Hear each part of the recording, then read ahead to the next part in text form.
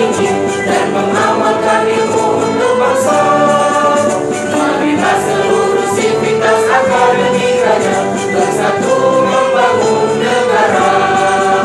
Dengan ilmu tetaplah belajar, bekerja dan berdoa, mengerti akan terciptanya masyarakat sehat sejahtera, melaksanakan tridharma perguruan tinggi dan mengamalkan ilmu untuk bangsa.